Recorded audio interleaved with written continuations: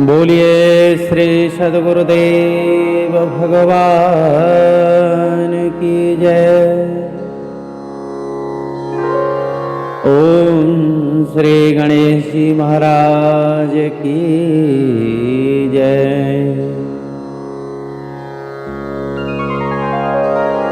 लोका विरामं रणरंगधीरम्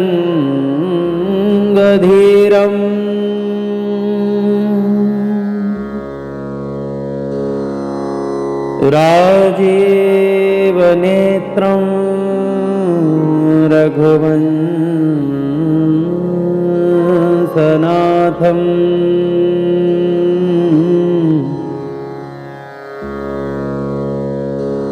कारुण्यरूपं करुणाकरन्तम्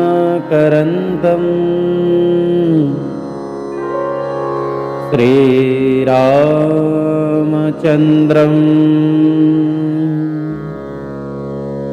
शरणं प्रपद्ये।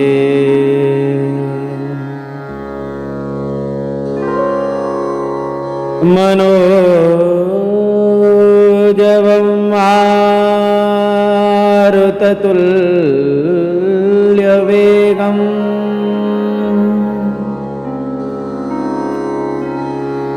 जितेन्द्रियं बुद्धिमतां वरिष्ठम्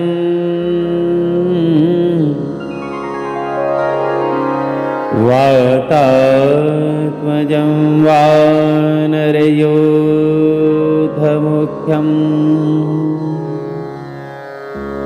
श्रीरामदूतं शरणं प्रपद्ये। बोलो श्री राजा रामचंद्र भगवान की जय। बोलिए श्री हनुमान जी महाराज की जय। बोलिए देवादिदेव उमापति महादेव भगवान की जय। ओम श्री सद्गुरुदेव भगवान की जय। नारायण। प्रातः स्मरणीय अर्चनीय वंदनीय परम पूज्यपाद अनंत विभूषित हमदेव श्री सद्गुरुदेव भगवान के उन दिव्य श्री चरण कमलों में हमारा बार बार साष्टांग दंडवत प्रणाम स्वीकार हो एवं सकल ब्रह्मांडों में जहां तहां विराजमान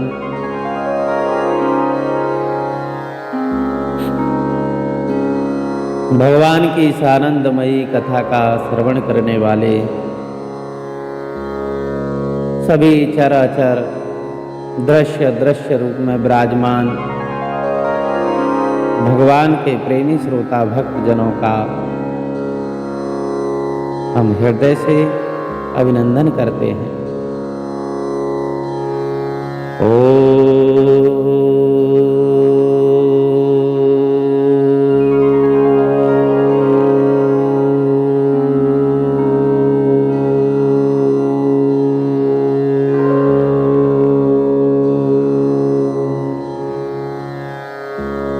तो आप सभी श्रोता भक्तजन हमारे साथ श्री गोस्वामी तुलसीदास जी महाराज के द्वारा रचित स्वांता सुखाय श्री रामचरितमानस का पाठ श्रवण कर रहे हैं, जिसके अंतर्गत बालकांड की कथा यानी भगवान के विवाह की लीलाओं का वर्णन आप सभी श्रवण करेंगे। अभी तो भगवान श्री राम और लक्ष्मण जी गुरु विश्वामित्र जी के यज्ञ अनुष्ठान को पूर्ण कराने के लिए उनके आश्रम में ठहरे हुए हैं। उसी समय जनकपुर से महाराज जनक जी की ओर से उनकी पुत्री के स्वयंवर की सूचना और भगवान महादेव के धनुष का पूजन और यज्ञ अनुष्ठान होने वाला है, सो वहाँ से एक दूत समाचार लेकर के आता है। विश्वामित्र जी अपने शिष्य मंडली के साथ जनकपुर की ओर प्रस्थान करते हैं तो रास्ते में गौतम ऋषि का आश्रम मिला। भगवान श्री राम जी ने कहा कि गुरुजी यहाँ आकर के हमारा अंतःकरण मन पवित्र हो गया है, लेकिन यहाँ की दृश्य को देखते हुए ऐसा लगता है कि इस निर्जन वन में यहाँ कोई जीव जंतु पशु पक्षी नहीं दिखाई दे रहा है। पतझड़ पड़ा हुआ है आश्रम, और इसमें ये देवी के आकृति में ये शिला दिखाई पड़ रही है। विश्वामित्र जी के कहने पर जनक जी महाराज के कुलगुरु सतानंद जी की माता अहल्या को भगवान ने अपना चरण रज स्पर्श कराया, और चरण रज का स्पर्श होते ही वो दिव्य स्वरूप में प्रकट हो गई। भगवान की स्तुति करके अपने पति के लोक के लिए चली गई, और आगे विश्वामित्र जी के साथ भगवान विष्णु के चरणों से निकली हुई सारे जगत को पवित्र करने वाली गंगा के पास पहुंचे। ओ चले ही राम लचे मन मुनि संगा, गए ही जहां जग पावन गंगा, गाधि सुन शब कथा सुनाई, गाधि तनया सब कथा सुनाई,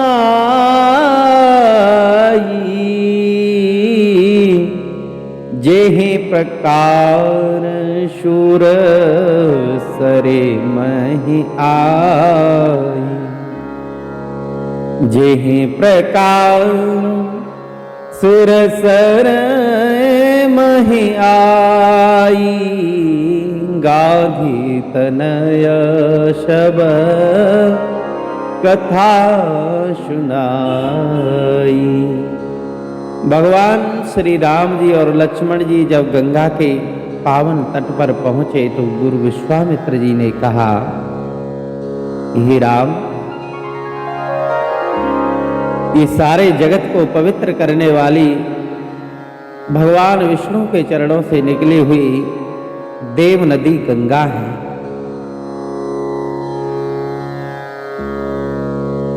इनका आप जल आचमन करो, इनको प्रणाम करो और स्नान करो, और स्नान करने के बाद में दान करो। भगवान श्री राम जी ने पूछा कि गुरुदेव, ये देव नदी, ये तो देवताओं के लोक स्वर्ग में होनी चाहिए।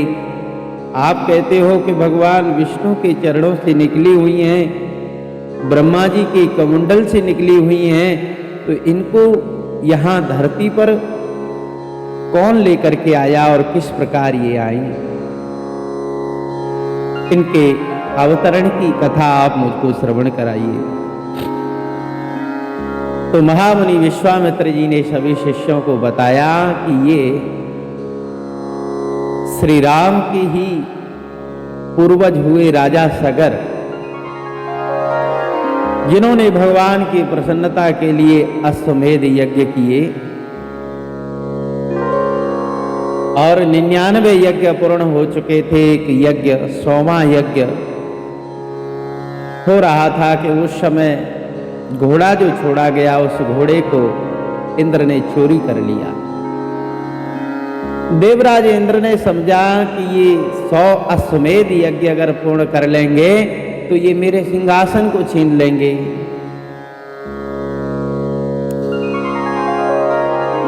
इसी डर से देवराज इंद्र ने उस घोड़े को चोरी कर लिया। अब जब तक घोड़ा न मिले तब तक यज्ञ पूर्ण नहीं हो सकता।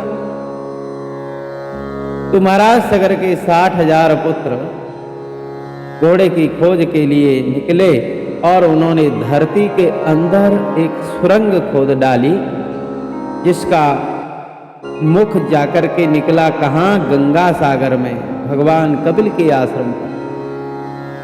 देखा कि वहां घोड़ा बंधा हुआ है। घोड़े को देख करके आसपास दृष्टि डाली तो भगवान कपिल आंख बंद करके समाधि में बैठे हुए हैं, प्रकृति से परे होकर के बैठे हुए हैं। और उनको देखते ही ये लोग चोर चोर कह के और उनके ऊपर आरोप लगाने लगे कि ये हमारा घोड़ा चोरी करके लाया है, ये चोर है। जैसे ही वहां 60,000 लोगों का कोलाहल हुआ तो उस समय कपिल भगवान के नेत्र खुल गए और ब्रह्म तेज की ज्योति ऐसी निकली कि जो आरोप लगा रहे थे झूठा, बिना देखे बिना सोचे समझे अगर किसी के ऊपर झूठा कलंक जो लगाता है उसका परिणाम उसको भारी पड़ता है। उस नेत्र की ज्योति से ऐसी अग्नि निकली कि 60,000 लोग भी जल करके भस्म हो गए।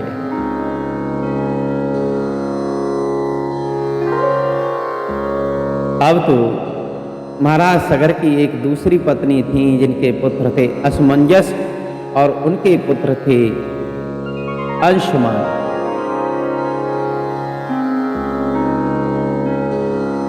अंशुमान जी ने देखा कि हमारे चाचा लोग ब्रह्म तेज से भस्म हो चुके हैं, इनका कल्याण कैसे होगा। तो भगवान कपिल को प्रसन्न कर लिया और उन्होंने कहा कि पुत्र, अगर यहाँ भगवान विष्णु के चरणों से निकली हुई ईश्वर शरीर देव नदी गंगा अगर धरती पर आ जाएं और तुम्हारे चाचाओं की ये जो भस्म है इसका स्पर्श अगर गंगा से हो जाए तो ये पवित्र हो जाएंगे, उच्च लोकों में चले जाएंगे। हे राम, उसी समय गंगा को लाने के लिए अंशुमान जी ने बड़ा भारी तप किया,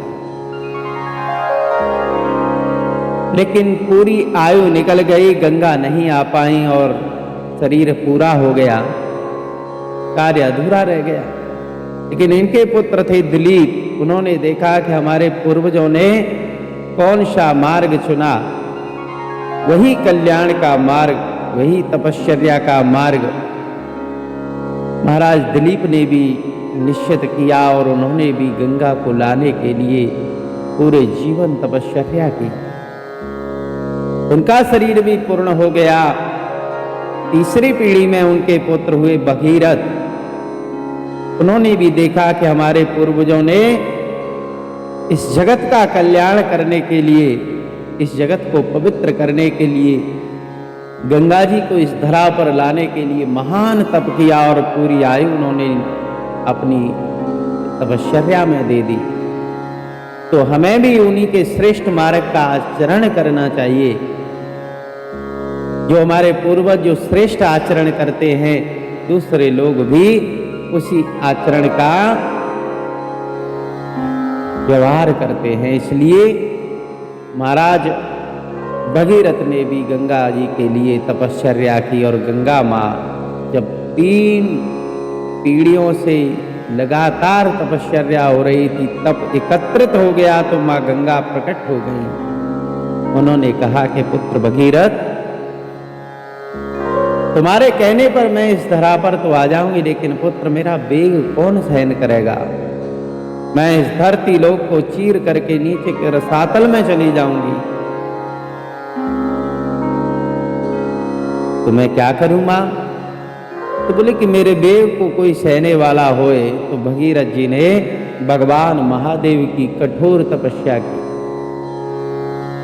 और भगवान महादेव प्रसन्न हो गए और उन्होंने अपनी जटाओं में मां गंगा को धारण कर लिया और वहां से गंगा जी धरा पर भगीरथ के पीछे पीछे आ रही थी कि रास्ते में जनु ऋषि का आश्रम मिला। महात्मा जी बड़े तपस्वी थे। मां गंगा ने कहा कि महात्मा जी मेरे रास्ते से हट जाओ, अन्यथा मैं तुम्हें बहा दूंगी। महात्मा जी ने कहा कि इतना अभिमान। बस वो चुल्लू में लेकर के गंगा को पी गए। भगीरथ ने देखा कि अब तो गंगा जी न आगे हैं न पीछे हैं। महात्मा जी के हाथ जोड़े प्रार्थना की तो जनु ऋषि ने अपनी जंगा में चाकू घोंसा और उसमें से 7 धाराएं निकली जो सारी धरती को पवित्र करते हुए गंगा सागर में पहुंचे।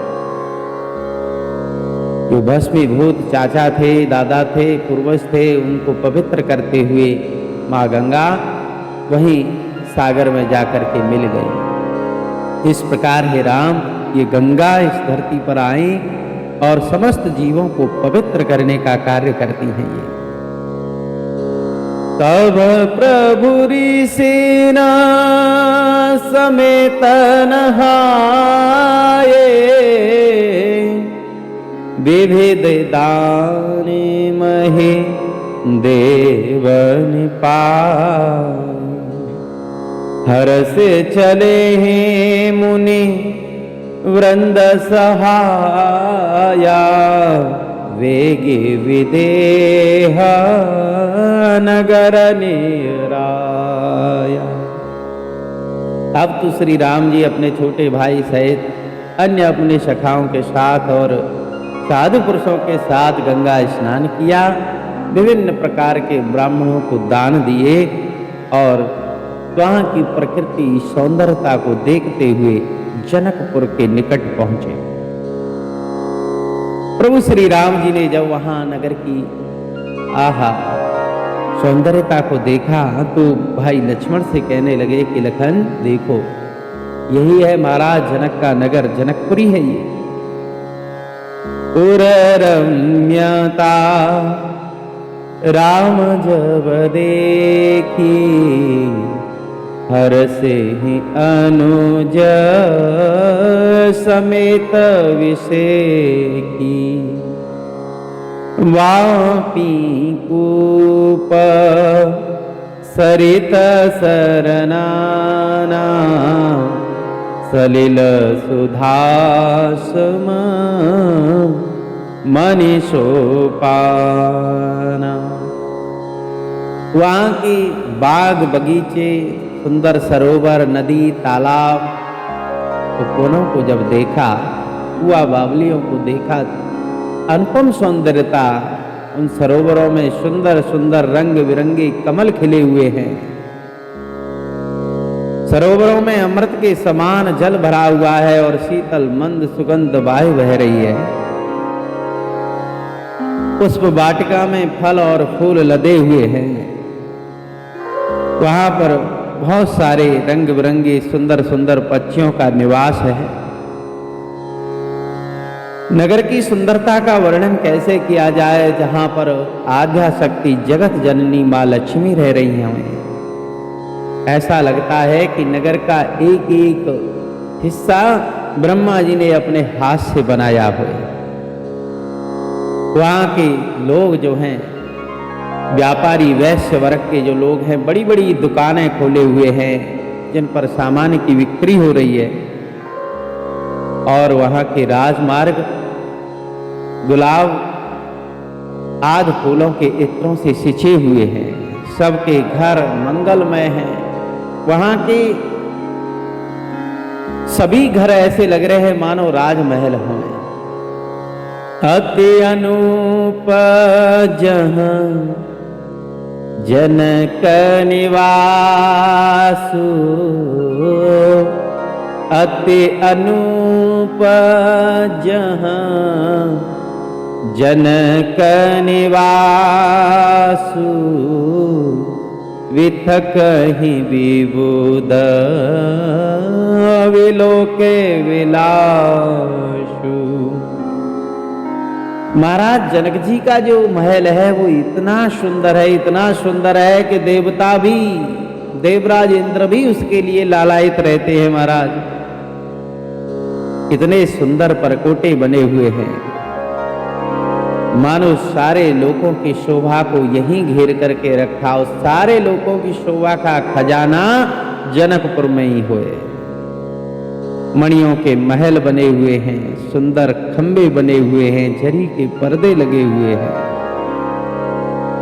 और महाराज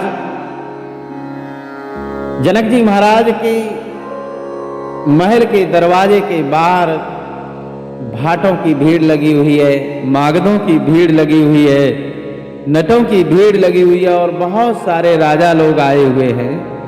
बड़ी बड़ी घुड़शालाएं गजशालाएं बनी हुई हैं।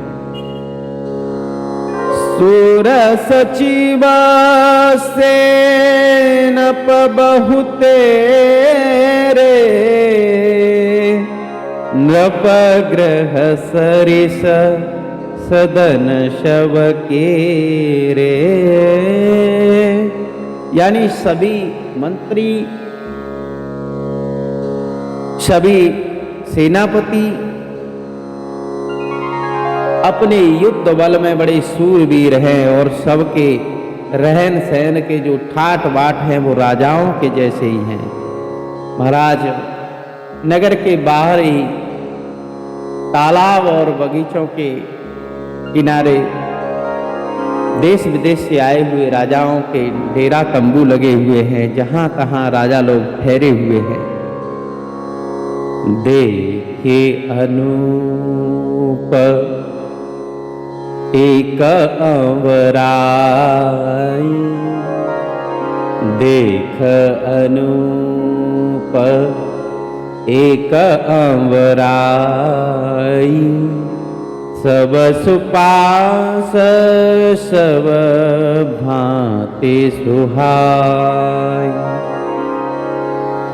कौसुक कहे हूँ मोर मन माना, यहाँ रहे रघुवीर सुजाना। भले ही नाथ कहीं कृपा निकेता, उतरे ही तह मुनि वृंद समेता। महामुनि विश्वामित्र जी ने एक सुंदर आम का बगीचा देखा, जो सब प्रकार से युक्त था, सुहावना था। विश्वामित्र जी ने कहा, हे रघुवीर, मेरा मन तो कहता है कि हमें यहीं विश्राम करना चाहिए, यहीं ठहरना चाहिए। कृपा के धाम प्रभु श्री राम जी ने कहा कि गुरुदेव, आप जैसा सुंदर समझते हो वैसा ही, आप जैसा चाहें वैसे में हम सब राजी हैं। आपकी आज्ञा का अवश्य पालन होगा। और वहीं आम के बगीचे में ठहराव के लिए तैयारियां करने लगे। बोलिए श्री राजा रामचंद्र भगवान की जय। बोलो पवन सुत हनुमान जी की जय। इस प्रकार जनकपुर के सुंदर सौम्य बगीचे में, जहाँ सुंदर सुंदर मीठे मीठे आम लगे हुए हैं, वहां पर विश्वामित्र जी ठहर गए। बोलिए श्री सच्चिदानंद भगवान की जय।